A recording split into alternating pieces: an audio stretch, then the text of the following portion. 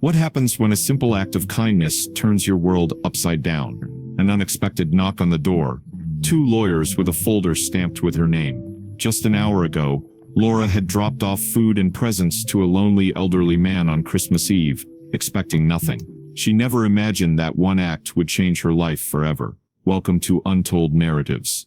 Let's get started. Laura Thompson, a 32-year-old social worker, spent her days helping others, though she struggled to make ends meet and often felt disconnected from the world around her. On this snowy Christmas Eve in Pine Hollow, the town's streets were lined with warm, glowing homes filled with laughter and joy. But at the end of Birch Street, one house remained eerily dark, the old Victorian mansion of Edward Sullivan. Once a wealthy businessman, he had isolated himself after the tragic loss of his wife and son. As Laura passed by, she couldn't shake the thought of him spending the holiday alone. Her heart ached for him, and despite having no plan to visit, she couldn't bear the idea of leaving him in solitude. As the snow continued to fall gently over Pine Hollow, Laura's heart grew heavier with each step toward the imposing Victorian mansion. She hesitated for a moment on the front steps, her breath forming little clouds in the crisp winter air. She had no idea what she was doing,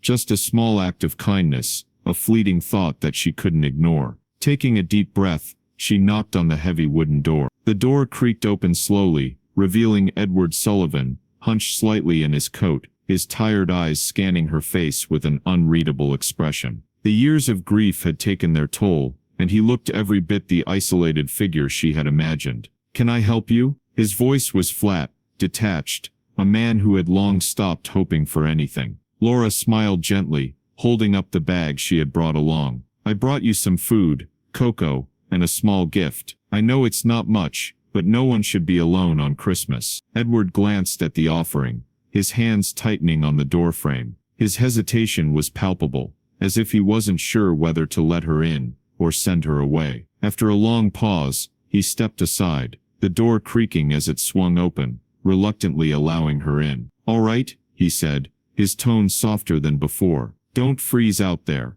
The inside of the house was cold and dim, the shadows of past lives lingering in every corner. The walls were lined with old photographs, some of which showed a younger, happier Edward, his arm around a woman, and a small boy with a broad smile. The memories were frozen in time, just like the house itself. It was as though Edward's world had ceased to move after his family's death, the house and everything in it trapped in a state of mourning. Laura set the food and cocoa down on the small table near the hearth. The fire crackled softly, casting a warm glow over the room, but it couldn't dispel the chill in the air, both in the room and in Edward's heart. He sank into a worn armchair by the fire, his movements slow and heavy, like the weight of years was pressing down on him. Laura sat down across from him, feeling the quiet tension between them. She watched as Edward slowly poured himself a cup of cocoa, his hands trembling slightly. "It's nothing fancy," she said gently,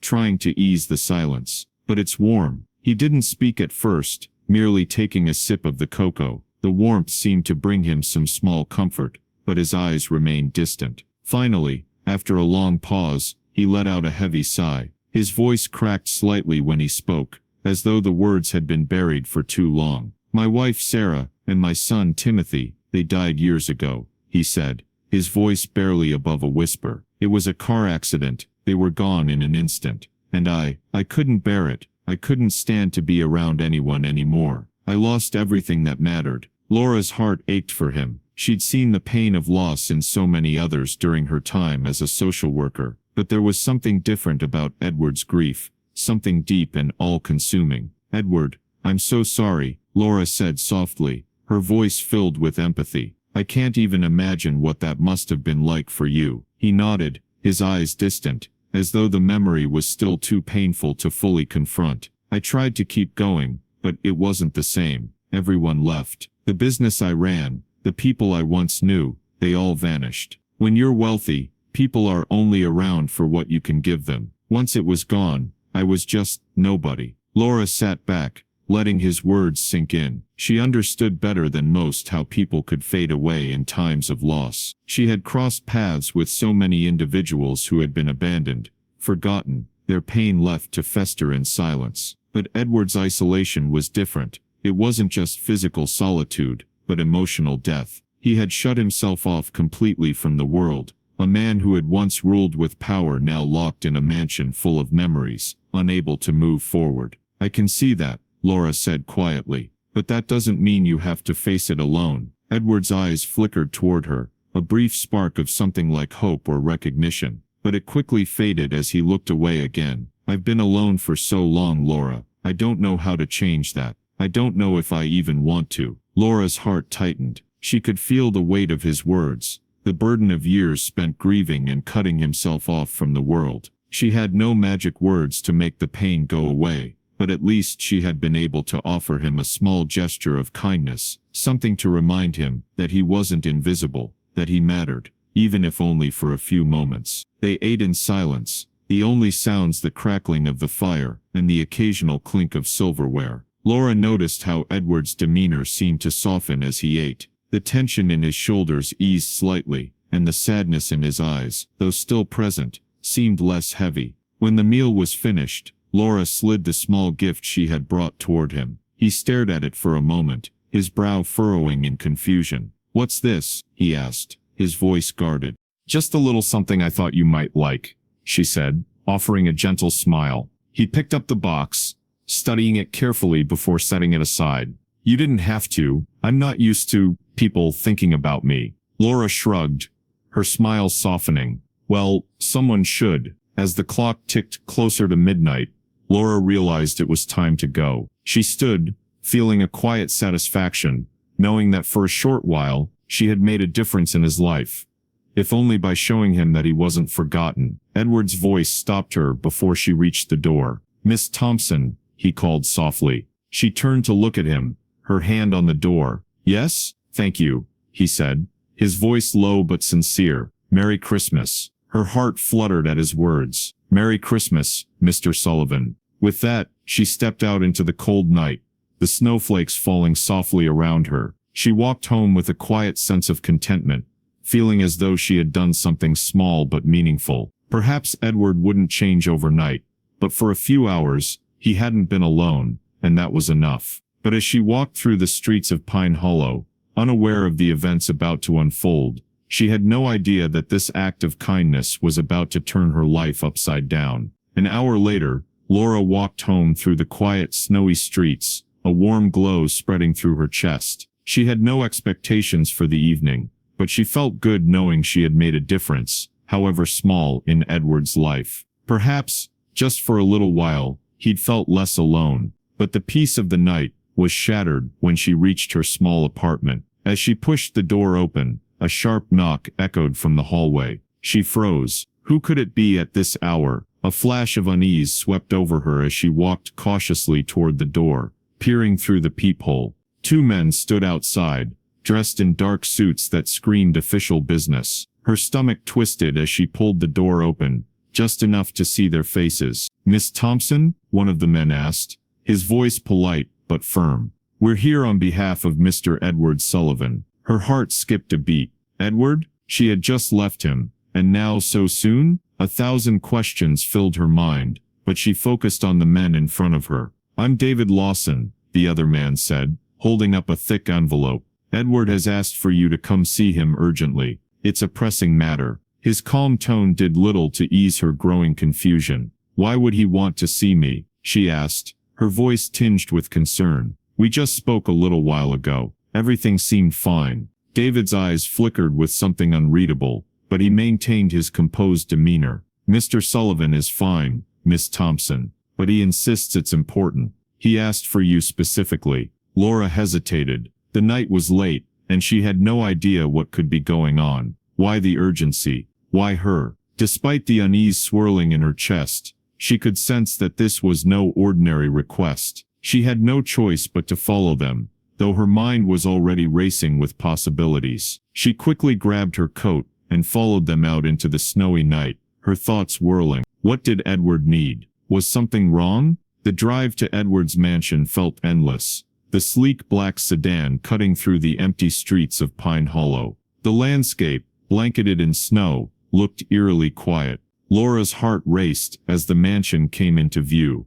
a dark silhouette against the pale, moonlit sky. It had the same lifeless look it had earlier, and her nerves tightened as they pulled up to the front steps. David led her up the porch steps and knocked on the door with a sharp rap. Moments later, the door swung open, revealing Edward. He was standing straighter than he had earlier, his posture more alert and purposeful, as though something had shifted in him since her departure. He looked at her with eyes that, while still carrying the weight of sorrow, also held a new resolve. "Miss Thompson," he greeted her, his voice firmer now. "Please, come in." The warmth of the house enveloped her as she stepped inside. The fire in the hearth crackled, casting dancing shadows on the walls. But there was something different in the air, something that made Laura's skin prickle with anticipation. She glanced at David, who gave a slight nod before stepping aside. Edward gestured toward the sitting room. "Please, have a seat,"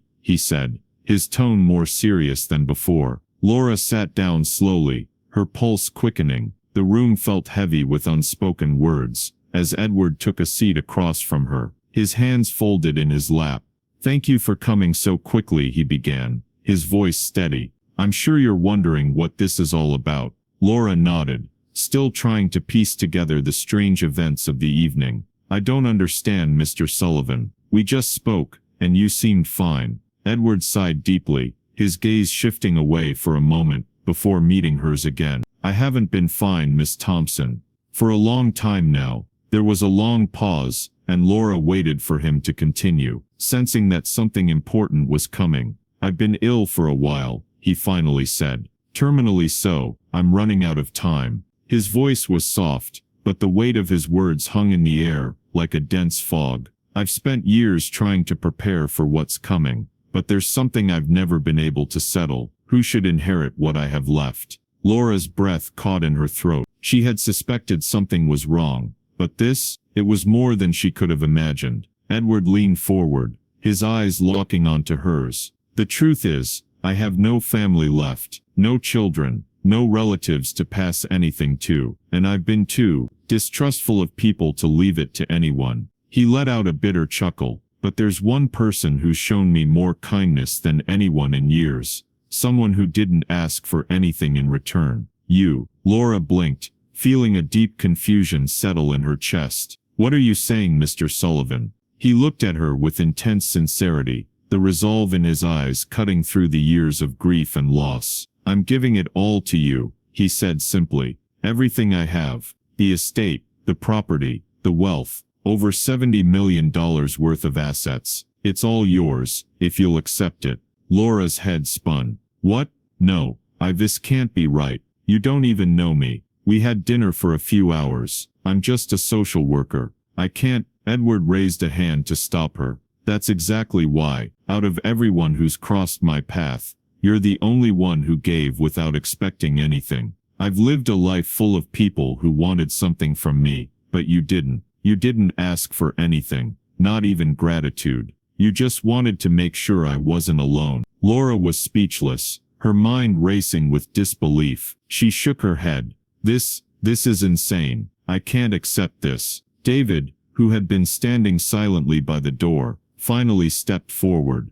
"Miss Thompson, this is a legal matter. Mr. Sullivan has prepared a will, and the estate is legally yours, should you choose to accept it." Edward's voice was steady, as he continued. "I don't want you to think I'm asking you to take it and run. I trust you. You're someone who gives, not takes. I believe you'll use it for good, for others." Laura sat frozen, overwhelmed by the magnitude of what was unfolding before her. She had never imagined such a twist. Overwhelmed by emotions, she struggled to process it all. How could she possibly take such a gift? But in the quiet of her mind, she knew something had changed in her that night. She had walked into Edward's home to offer a small bit of kindness, and now, her life, her very world, was about to change forever. As Laura sat in the silence of Edward's mansion, the weight of the night's events began to settle in. The unexpected twist of fate had left her stunned, unsure of what to make of it all.